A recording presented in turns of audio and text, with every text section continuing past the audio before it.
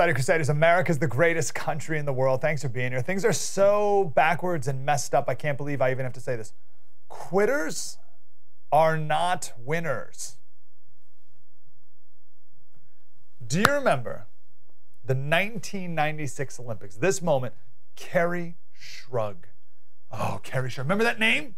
She needed to get a certain score on the vault in order for her team to win the gold medal. And you can see she's approaching the vault here, like the weight of the world is on her shoulders. She approaches, and look, she falls. Oh! Kerri, how could you? Okay, it's okay. We get a second chance, and there it is. Boom, lands, one leg, made it happen. Broke her ankle. That was the end of her gymnastics career, was that final jump right there. She got back up in the vault, did it again, landed on one foot, and it made for a fantastic, amazing Olympic moment.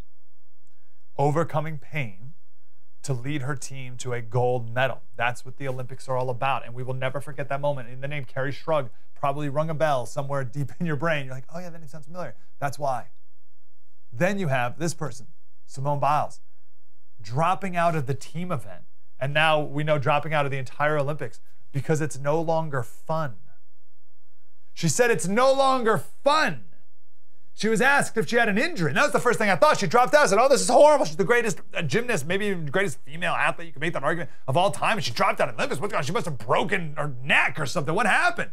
No, it was no longer fun. What do you mean it was no longer fun? Here's the press conference. It's been a long week. It's been a long Olympic process. It's been a long year.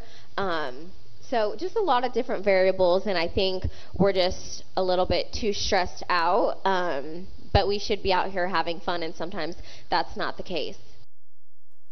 What do you mean? It's been a long week. It's the Olympics. Oh, it's been a lot of stress. Yeah. Just hasn't been a lot of fun. So?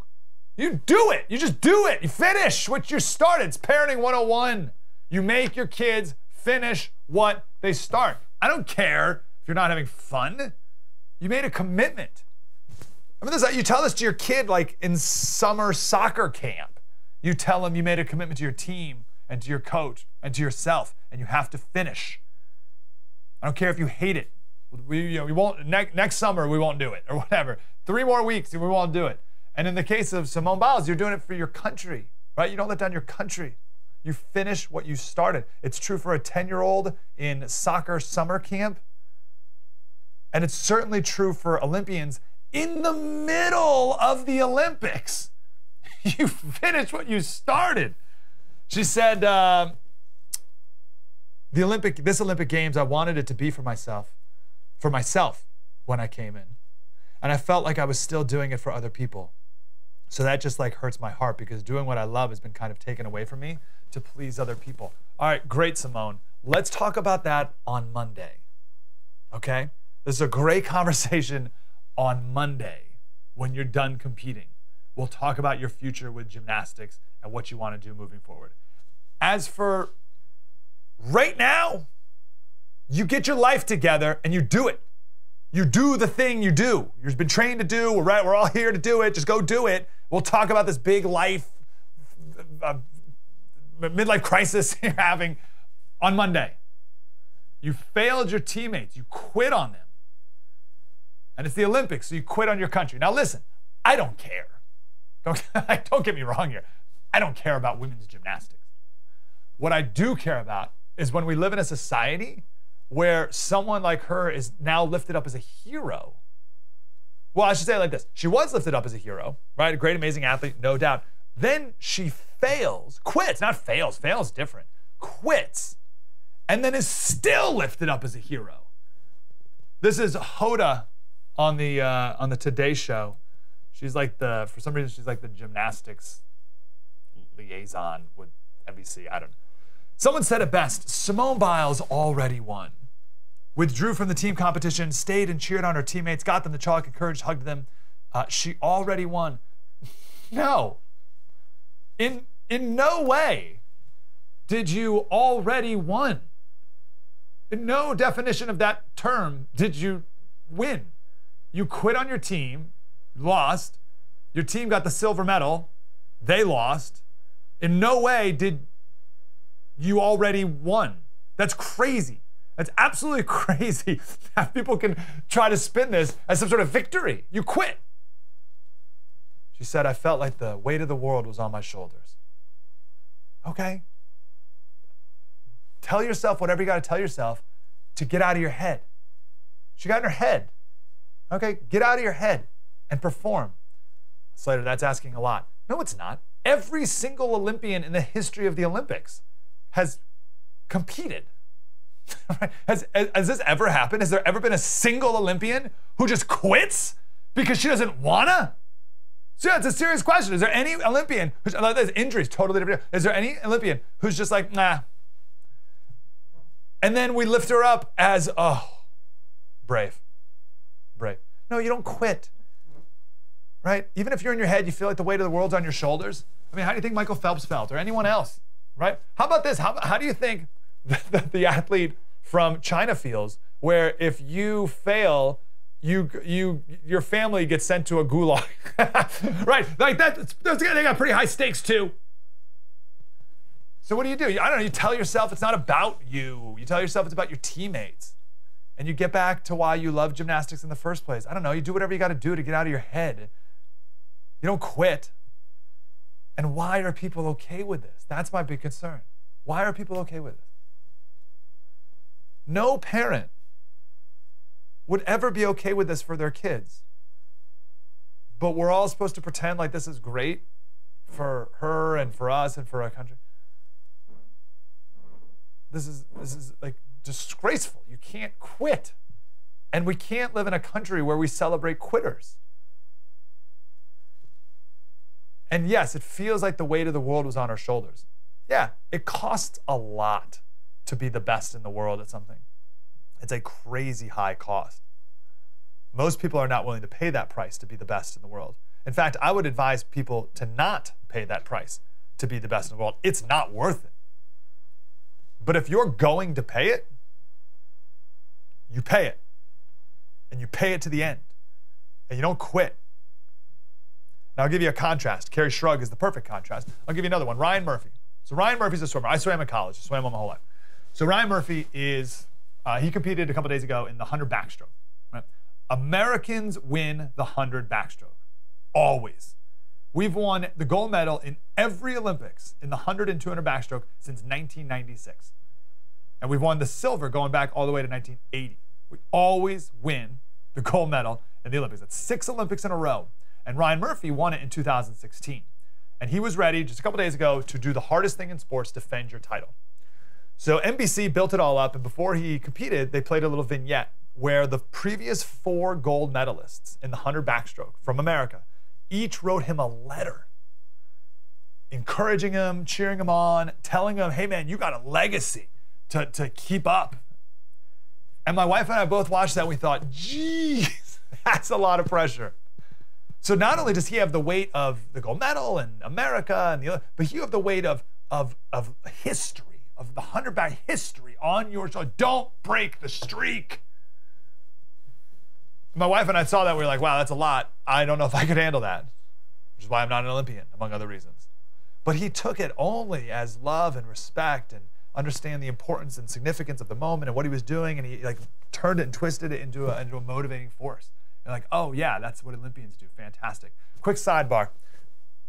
Sports simulate battle. This is so important to understand. Sports simulate battle. That's what it is. That's why sports matter. That's why sports exist, especially the Olympics.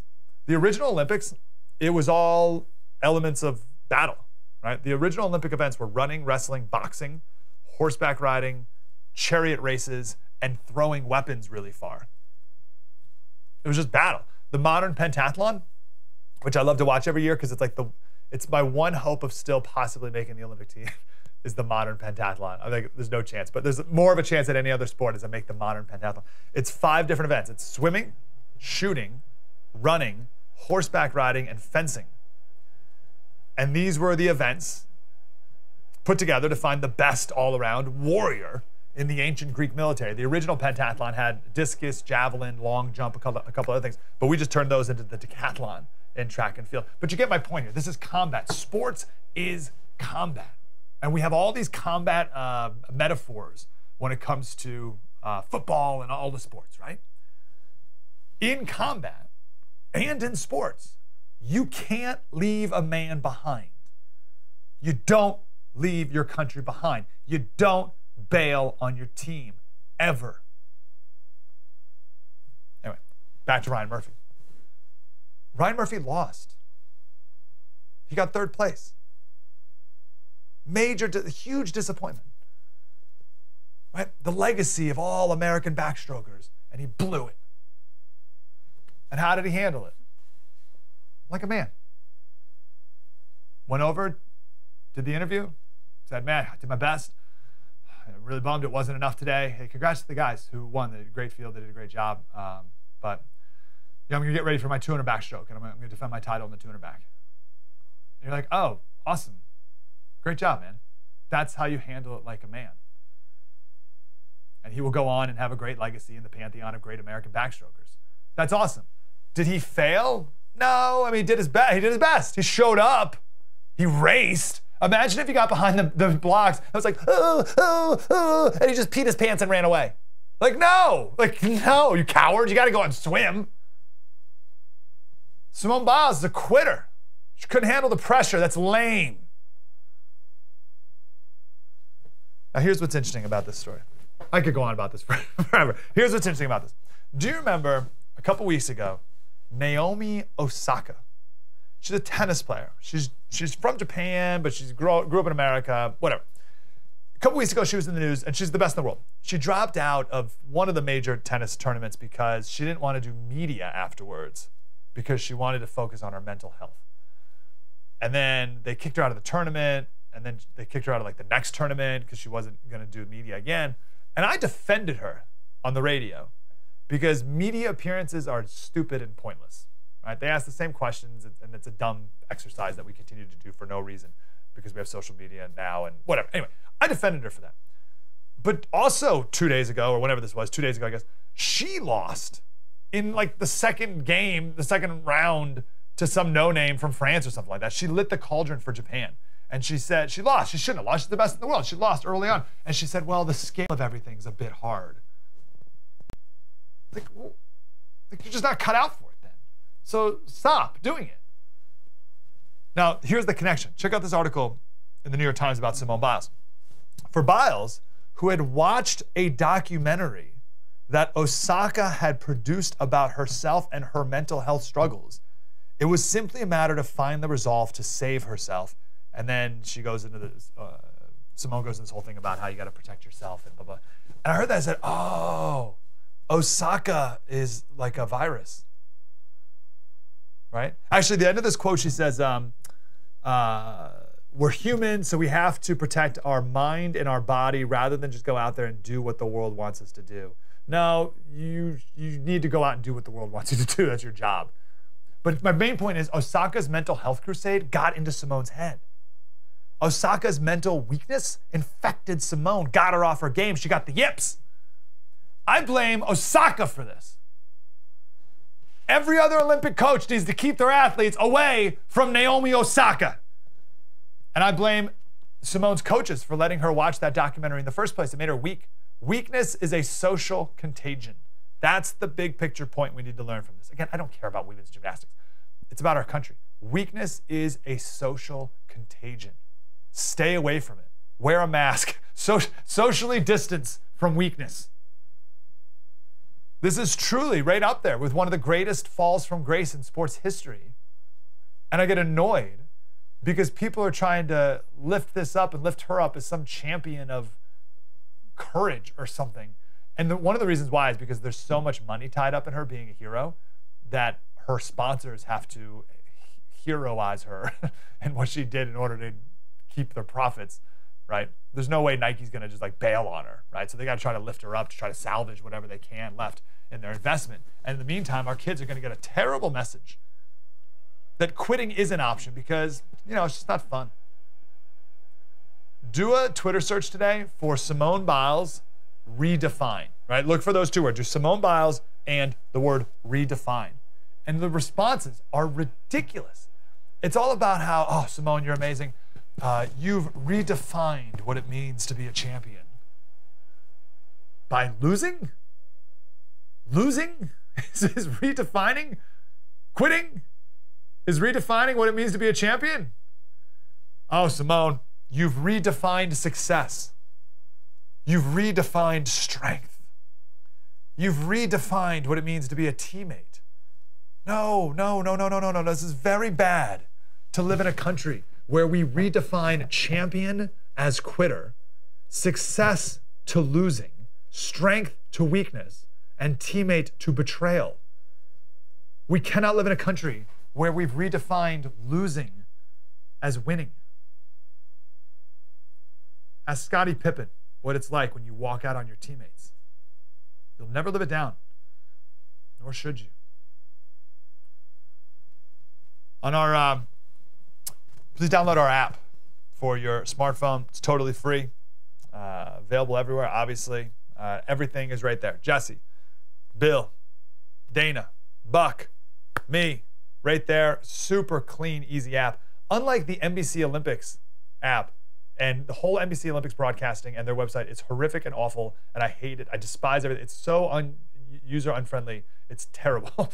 Our app is super clean, crisp, easy, wonderful. Download it for free in the App Store. True story. Mike Slater, spread the word.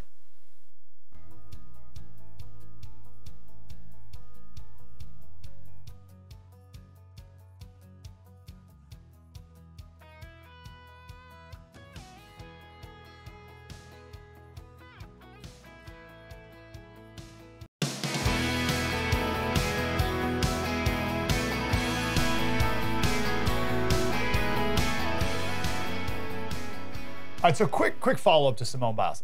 I just want to be very clear. I don't care about Simone Biles. I'm sure she's a great person. She still deserves to live. I'm not gonna scream at her on the streets or whatever. I don't care. It's what it represents for our country, and it's more people's reaction to it is what I care about. And the lessons that, people's reaction to it is a sign of our culture and perhaps a direction we're heading in our culture. And I don't want my kids to grow up in that type of culture. That's why it matters. Does that make sense? Because I'm gonna get all these emails of people like, oh, Slater, why do you care so much about women's gymnastics? I don't give a lick about women's gymnastics, right? But it's what it says about our culture, and everyone should care about that. And also, what she did doesn't define her as a human being forever, right? Does that make sense? I wouldn't go up to her and scream at her in her face or mock her, right? That doesn't matter. It's what she did in that moment is a valuable lesson for all of us. You with me? And I think the metaphor that she is, or that this moment was for our country, is that we are weak. We're a weak country. We live in a country now, I guess, where you can be an athlete and quit and still be called a winner. That's so weird. The first sports story that came to mind, and there's tons that everyone's thinking of a different sports story that's relevant to this one, right? I'm thinking of, and there's physical injuries that people have powered through. There's different Olympic moments where someone's running and they break a leg and someone else comes and grabs them and remember that one where the guy fell and hurt something and then his dad came in from out of the stands and picked him up and they carried across the finish line together. It's everyone's crying when you see that. It's amazing. But I was even thinking of more of a mental health story when Brett Favre's dad died. He died the day before a big game. And everyone's it's okay, Brett, if you don't want to play. And he's well, of course I'm going to play. My dad wanted me to play. He got out there and he won the game. We're oh, that's amazing. You overcame a difficult obstacle. That's what we're supposed to celebrate in America, overcoming things. But in our critical race world, in our victim mentality world, you don't get credit for overcoming things. You get credit for not overcoming things. You get credit for quitting. You get credit for being a victim. We can't live in a country where someone can quit and then be called a winner. But that's where we are. And I'm having all these flashbacks to all these different stories we've talked about over the years. San Francisco school board members and the Smithsonian, for the love of Pete, and so many other people saying that merit and meritocracy are racist systems, right? Hard work, work ethic. These are white supremacist values. Our local school district here, where I live in San Diego, They no longer consider turning things in on time or even cheating towards your grade, because we got to be more equitable, right?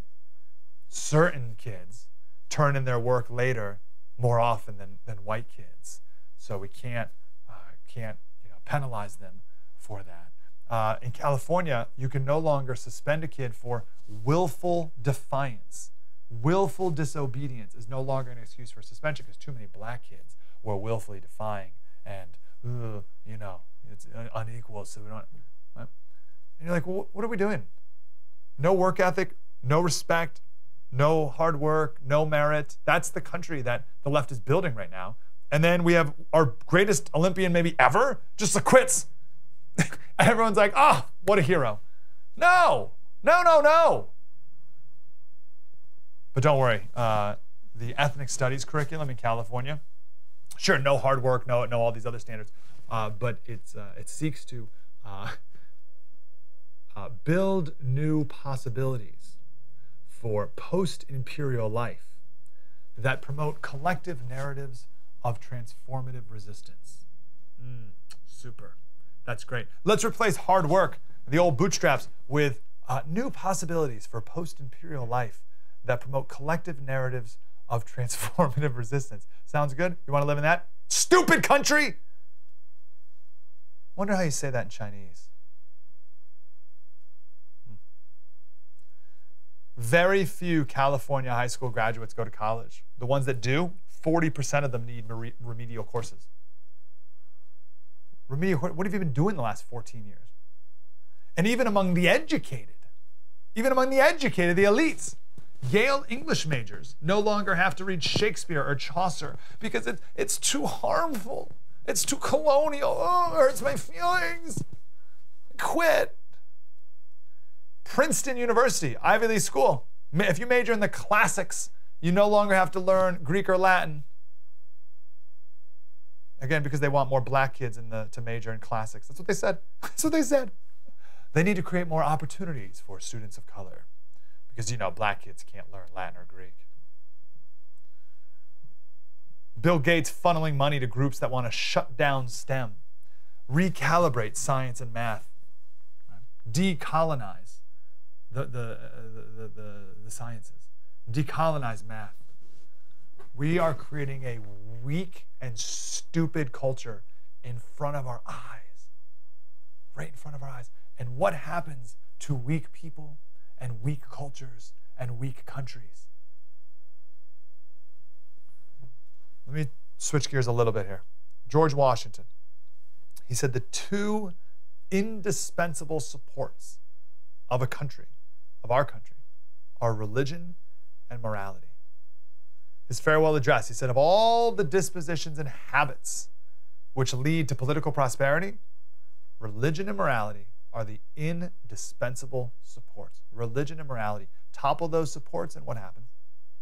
William Wilberforce, he was a British guy right around the same time as our founders. He said, the loss of the church would itself be attended with the most fatal consequences. No prudent man dares hastily pronounce how far its destruction might not greatly endanger our civil institutions. We're already there. We've gone over these numbers before. I think we did it on the TV show. I know we've done it on the radio in great detail. A majority of young people for the very first time in the last 100 years at least do not believe in God. A majority of young people for the first time do not believe in God and generally have a worldview that is completely contrary to the biblical worldview in every measurable way, right? Whether it's young people's view on human nature, their view on their own sins, their views on how to treat other people. Check this out. Young people today, millennials, a higher percentage than ever, and it's not even close, a higher percentage than ever believe in revenge. Revenge. Like you should go commit revenge. You go find revenge on people who wrong you. Right? Like what? A smaller number of people, millennials, than ever before, don't believe in the golden rule. The golden rule? It's called the stinking golden rule. It's not a piece of advice or even a parable. It's the golden rule. It's the most important rule. And the most millennials ever, most young people ever, we call them millennials, most young people ever are like, I don't know. Seems pretty old-fashioned. I don't believe in that anymore. It's 38% of millennials believe in revenge. Like the revenge is a wise course of action. 38%. And in older generations, it's like 10%.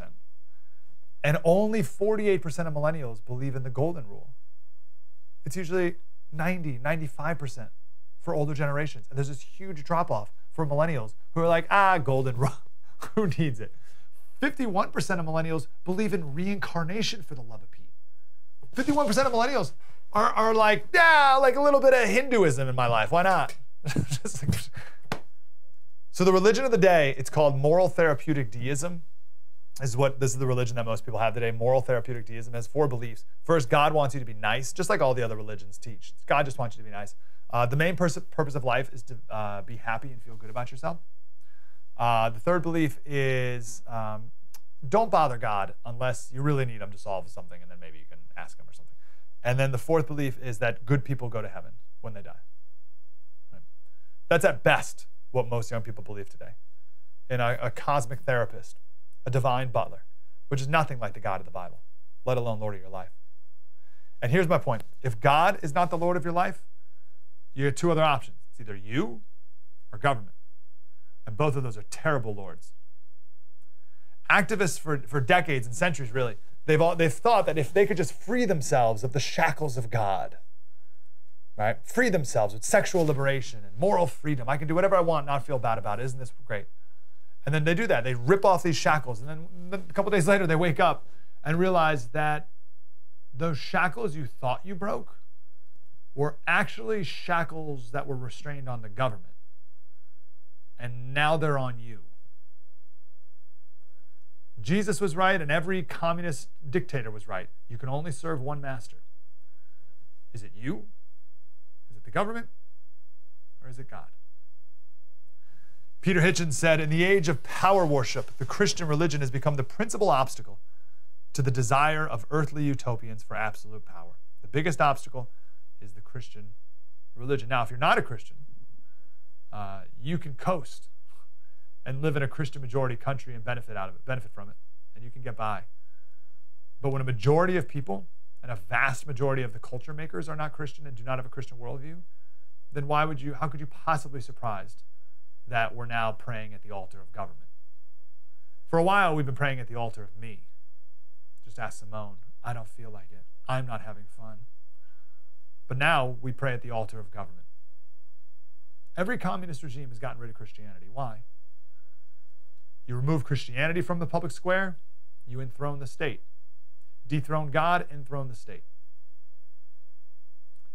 I'll give an example. I got to go here. Let me give a quick example. Australia has these new social media laws in order to prevent bad behavior. Okay. So let me give you 2 options on how to best prevent bad behavior. You tell me which would be most effective. Right? Which would work better at preventing people from being mean to each other? Should we, A, teach them about the Bible and teach people to follow God, which says you should treat others as you wish to be treated? They call it the golden rule. The memory scripture of the week in our house is, for our kids, is Proverbs 16:24. Kind words are like honey, sweet to the body, sweet to the soul, healthy to the body. Right? You can ask my 4-year-old, my 3-year-old. Kind words are like honey, sweet to the soul, healthy to the body. Right? That is worshiping God. That's a biblical worldview. So we can do that with people. Or should we get rid of the shackles that meanie God is putting on me and have all hell break loose? Things go really poorly, and we wonder why, so we call on the government to stop bad behavior.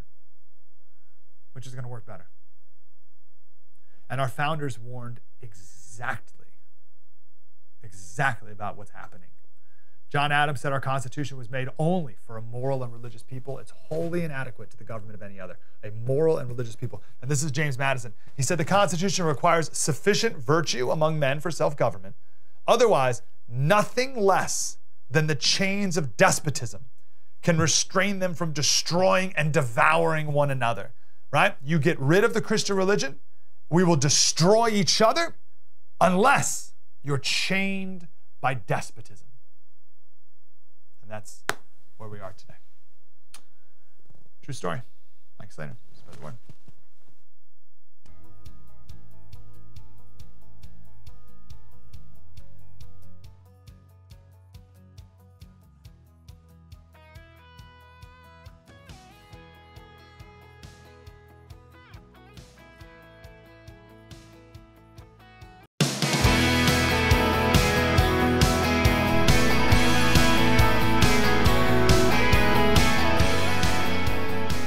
Hey, Slater Crusaders, you've done a wonderful job.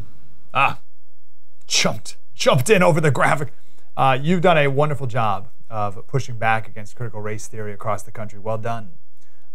So it's been pretty successful in a lot of ways, but don't get too cocky here, because now they've just become more stealth with everything they're doing. Now, instead of calling it critical race theory, you'll hear things like, "Oh, we're not teaching critical race theory. We're teaching culturally responsive teaching," or even more jargony, culturally responsive pedagogy.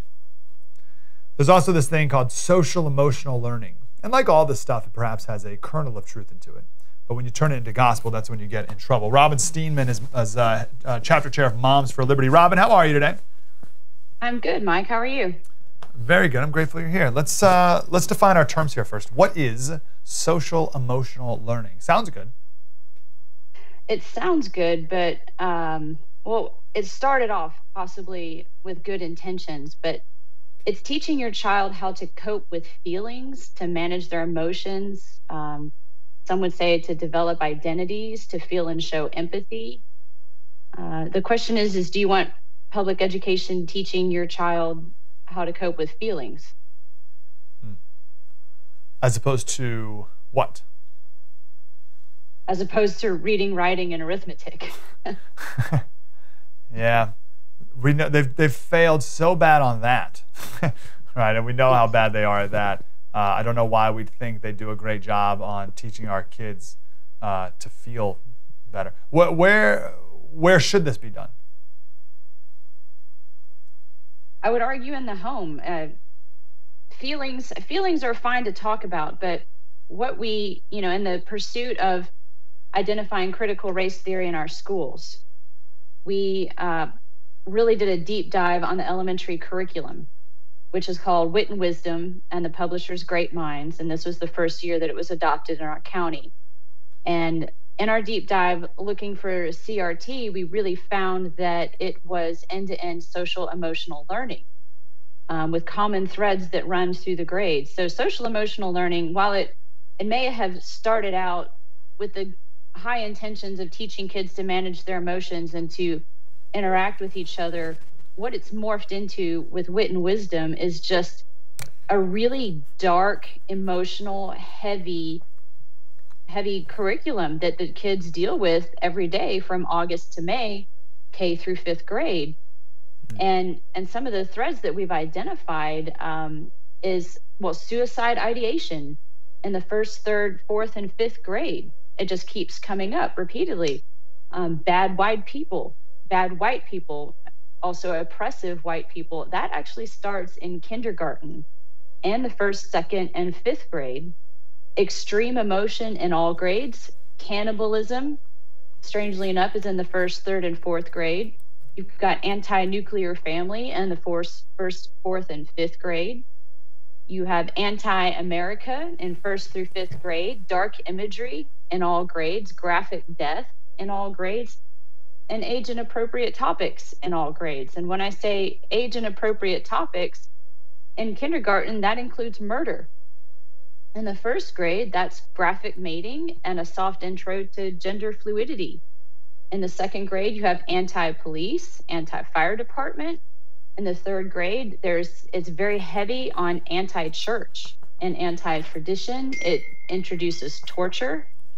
The 4th grade has a bevy of topics, including rape, murder, adultery, scalping and skinning, and stillbirth. And the 5th grade has excessive gore, violence, alcoholism, and promiscuity. So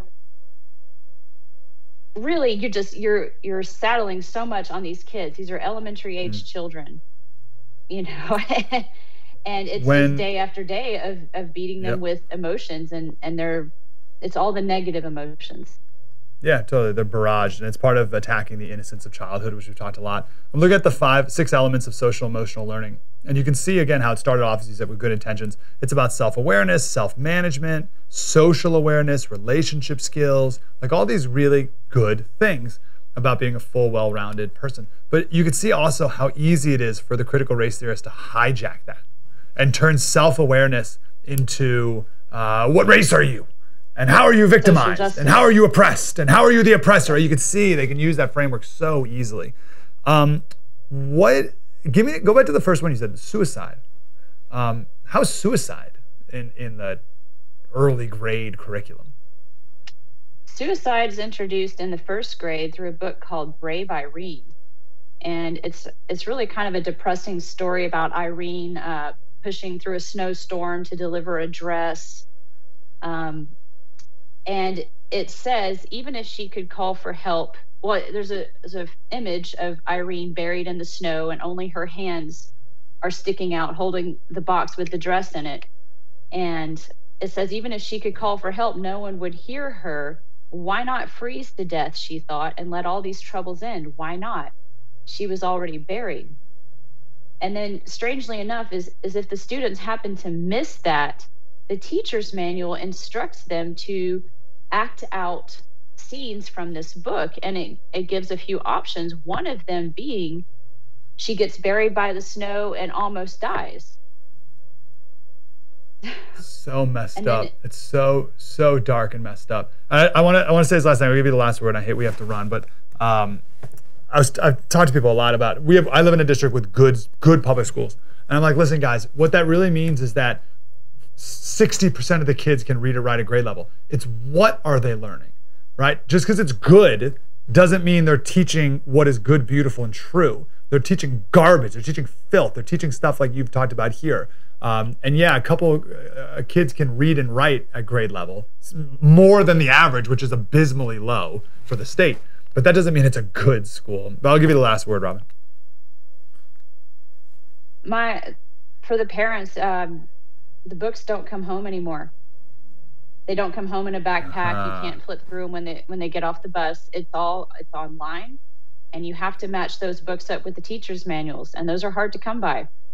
But it's worth a read. It's worth digging into to find out what your child is being presented, because we have kids that are emotionally traumatized by what's been presented to them over and over and over again. And wit and wisdom, it really just marinates them in this critical race theory. It marinates them in negative emotions.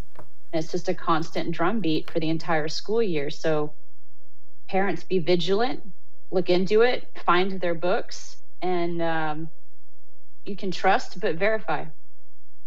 Wit and Wisdom, is that the name of like the curriculum? Yes. Okay. Yeah. Greatminds.org. How about that?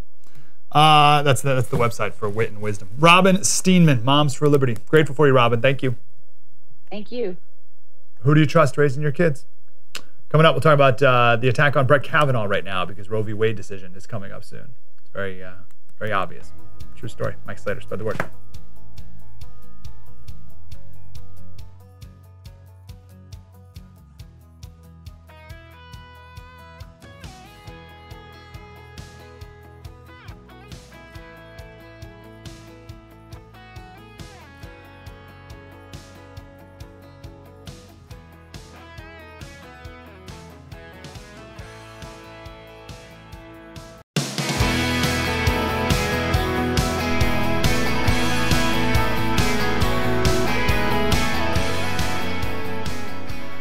Hey, Slater Crusaders, there's a big abortion case that is going to be announced in the Supreme Court coming up in just a couple months here, I believe. It's Dobbs v. Women's Jackson Health. It's the biggest Roe v. Wade abortion-related case in a long time here. So very predictably, the left has come out to attack Brett Kavanaugh, who could potentially be a deciding vote. This has to deal with abortion in Mississippi, which bans it after 15 weeks. We'll talk more greater detail as we get closer.